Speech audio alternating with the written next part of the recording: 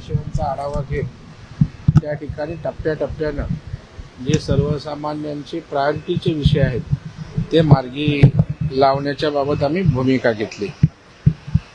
मिठी नदीच्या संदर्भात या ठिकाणी आम्हीच विधिमंडळामध्ये मी प्रसाद लाड यांनी त्या ठिकाणी प्रश्न उपस्थित केला होता आणि त्या अनुषंगाने SIT लागलेली आहे आणि SIT मध्ये आता त्याचे धागेदोरे अगदी खोलवर त्या ठिकाणी जायला लागलेत आणि त्यामुळे निश्चितपणे आपण बघताय की पावसात पुन्हा तेच हाल आहेत। जर या ठिकाणी भ्रष्टाचार झाला नसता, अधिकारी कंत्राटदारांचं साठेलोटे नसतं, तर पैशाचाही सर्वसामान्यांचा अपव्यय नसता आणि लोकांना त्रासही सहन करावा लागला नसता आणि त्याच्यामुळे याचं प्रायश्चित्त निश्चितच याला जबाबदार असणारे लोकांना भोगावं लागणार। साहेब, पण मिलिंद नार्वेकर आणि तुम्ही आता विधानभवनाच्या पायऱ्यावर एकत्र दिसलाय, काही जवळीक साधण्याचा प्रयत्न होतोय असं म्हणावं? अरे ते एकाच समितीचे, माझ्या समितीचे जे सभासद आहेत आणि येताना जर एकत्र येऊन पर्यायांवर बोलत असू आणि याच्यावर आपण समीकरणं लावणार असू तर महाराष्ट्राच्या राजकारणाची समीकरणं एवढी कमकुवत नाही आहेत। शिवसेना ठाकरे गटाचे नाशिकचे तिथे पदाधिकारी आहेत बाळा दराडे, त्यांनी आज सावरकरांबद्दल असं म्हणाले की सावरकर हे आमच्यासाठी प्रिय आहेत आणि राहुल गांधी हे त्यांचा वारंवार अपमान करतात, त्यांच्यावर दगडफेक करू, त्यांच्या तोंडाला काळं फासू। ठाकरे गटातून अशा प्रकारच्या प्रतिक्रिया आता राहुल गांधींबद्दल येतात। हिंदू धर्म पहिला महाविकास आघाडी नंतर मला वाटतं की या ठिकाणी सावरकर हे सगळ्यांसाठी श्रद्धास्थान आहेत। स्वातंत्र्यवीर सावरकर म्हणून आपल्या प्रति प्रचंड आदर आहे आणि त्याच्यामुळं उभाटाच काय, राज्यातला कुठलाही पक्ष, देशातली कुठलीही देशप्रेमी जनता त्या ठिकाणी सावरकरांचा अपमान सहन करणार नाही आणि त्याच्यामुळं सावरकरांच्या विषयी अशी भूमिका घेणं स्वाभाविक आहे। परंतु मला वाटतं उद्धव ठाकरेंच्या पक्षाच्या तकलादू भूमिका असतात, सोयीनं बदलत असतात। स्वातंत्र्यवीर सावरकरांच्या संदर्भात मुख्यमंत्री असताना त्यांची काय भूमिका होती, अनेकदा त्यांनी व्यक्त केलेल्या भूमिका काय होत्या हे महाराष्ट्राला देशाला माहीत आहे। तथापि ठीक आहे, उशिरा का होईना स्वातंत्र्य प्रेम त्यांचं उफाळून आलं, हेही नसे थोडके।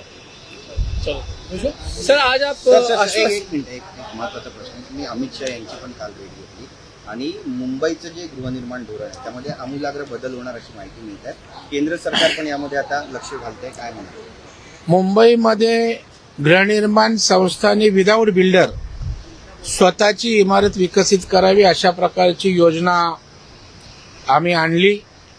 मुंबई जिल्हा बँकेनं पुढाकार घेतला, माननीय मुख्यमंत्री देवेंद्र फडणवीस साहेबांनी राजाश्रय दिला, 18 निर्णय घेऊन या विषयाला पाठबळ दिलं आणि 15 इमारती मुंबईत उभ्या राहायला लोक राहायला गेली आणि म्हणून या स्वयंपुनर्विकासाला खूप त्या ठिकाणी लोकांचा प्रतिसाद आहे आणि अशा वेळेला कर्ज मागण्याची संख्या वाढते।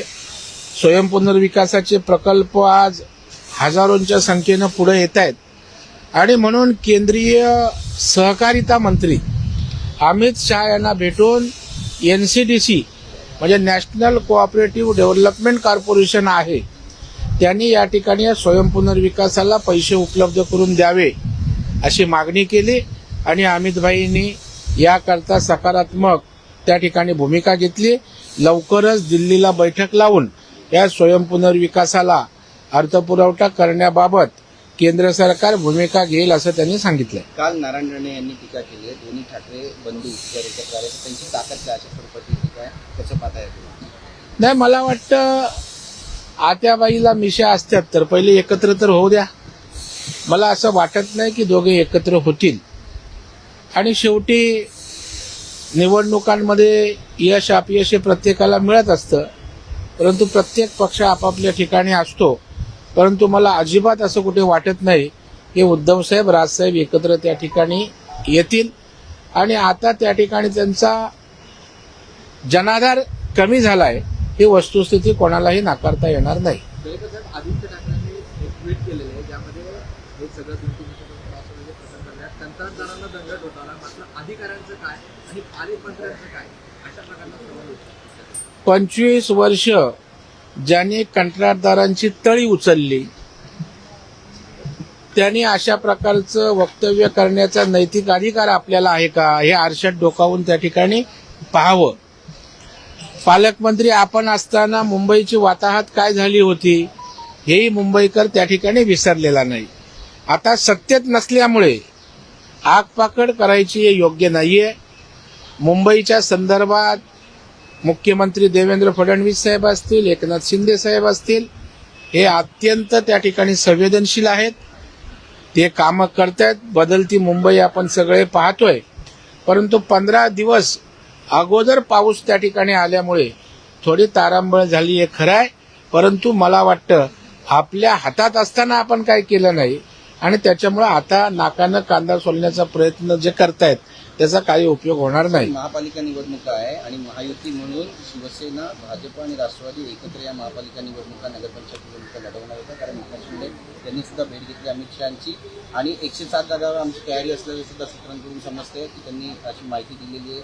पण यावर कुठलंही ठोस आश्वासन दिलं नाही अमित शहाने. अजूनही वाटाघाटी सुरू आहेत किंवा काही बोलणी सुरू? मला वाटतं माननीय आमचे नेते, या राज्याचे मुख्यमंत्री देवेंद्र फडणवीस साहेबांनी स्पष्ट भूमिका सांगितलेली आहे की आम्ही महायुती म्हणून लढवणार आहोत. ज्या ठिकाणी काही अडचणी येतील त्या लोकल स्तरावर आम्ही निर्णय घेऊ, समन्वयातना मार्ग काढू. परंतु आम्ही महायुती म्हणूनच त्या ठिकाणी एकमेकांशी संवाद साधत पुढे जाणार आहोत, एवढी स्पष्ट भूमिका आमची त्या ठिकाणी आहे. काल राणेंनी मोठा आरोप केलेला आहे आणि दिशा सगळ्यां याच्या हत्येचा जो प्लॅन आहे तो दिनमोरियाच्या घरी शिजला असं सुद्धा ते म्हणाले. किती गंभीर आहे सगळं? नाही, निश्चितच हे प्रकरण गंभीर आहे. त्या संदर्भामध्ये चौकशी सुरू आहे आणि त्या चौकशी अंती त्या ठिकाणी राणे साहेबांच्या बोलण्यात किती तथ्य आहे हे त्या ठिकाणी आपल्या समोर येईल. सर, आज आश्वासन समिति को लेकर बैठक हुई. खासकर मुद्दा जो चल रहा है वो मीठी नदी के में हुए भ्रष्टाचार को लेकर है.